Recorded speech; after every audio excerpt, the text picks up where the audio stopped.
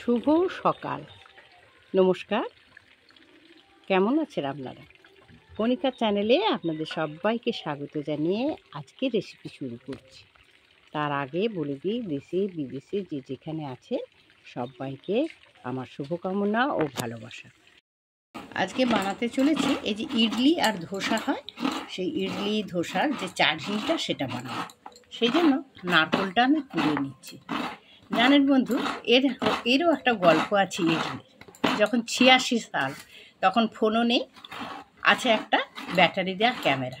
তো তখন আমি বেড়াতে গেছিলাম তামিলনাড়ু, আর সেখানেই এই ইডলিটা আমার শেখা বলতে জলখাবারে রেস্টুরেন্টে খেয়েছিলাম, তখন বুঝতে পারিনি কি টকটক লেগেছিল, ভালোও লাগেনি জিনিসটা।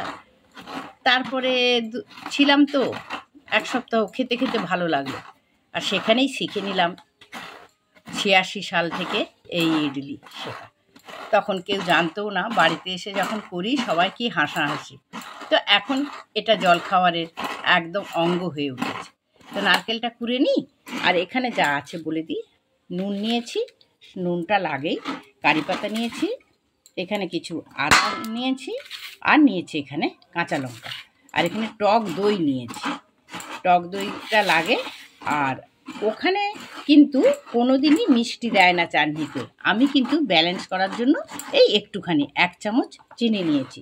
তাহলে নারকেল আর এই আমার কাঁচামাল নারকেলের চাটনি। বলে তো দিলাম নারকেলের চাটনির এই আমার উপকরণ, ভুলেই গেলাম। পাশে যে রেখেছি, এখানে আছে আমার রোস্টেড বাদাম, আমি খোসা ছাড়িয়ে নিচ্ছি এই বাদামটা। আর এখানে আছে ছোলা, এটাও এরই সঙ্গে দিয়ে একসঙ্গে কিন্তু বাটা হবে। নারকেল, নুন, অল্প চিনি, কারি পাতা, আদা, কাঁচা লঙ্কা দিয়ে দিয়েছি।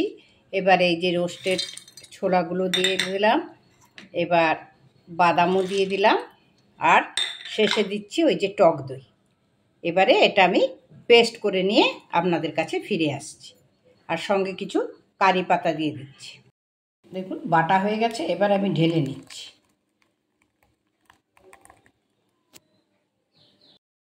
মিক্সিটা ধুয়ে অল্প একটু জল দিয়ে দিলাম।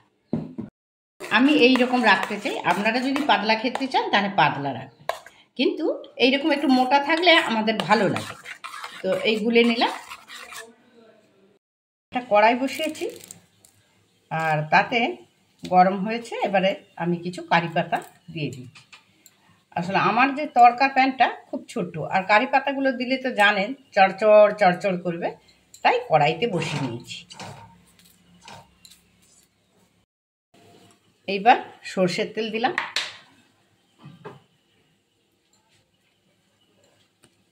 দুটো শুকনো লঙ্কা দিয়ে দিলাম।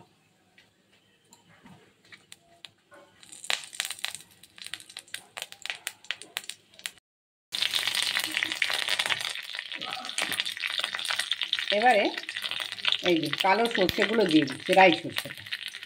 এই এবার ভেজে নেওয়া পালা। আমি একটু লঙ্কা গুঁড়ো দিয়ে দিচ্ছি, গ্যাসও বন্ধ করে দিলাম। এবারে আমার তড়কা রেডি, তড়কা রেডি, চাটনি রেডি। এবারে আমি তড়কাটা দিয়ে দিলাম। হয়ে গেল আমার অতি সুস্বাদু নারকেলের চাটনি। ইডলি, ধোসা বা বাড়িতে কিছু হলে এটা দিয়ে খাবেন, স্বাদ হবে অপূর্ব। হয়ে গেল আমার নারকেলের চাটনি। আমি ইডলি দিয়ে সার্ভ করলাম। তো সকল বন্ধুদের আমার ভালোবাসা, শুভকামনা জানাই। সবাই ভালো থাকবেন, যে যেখানে আছেন, বিদেশে স্বদেশে।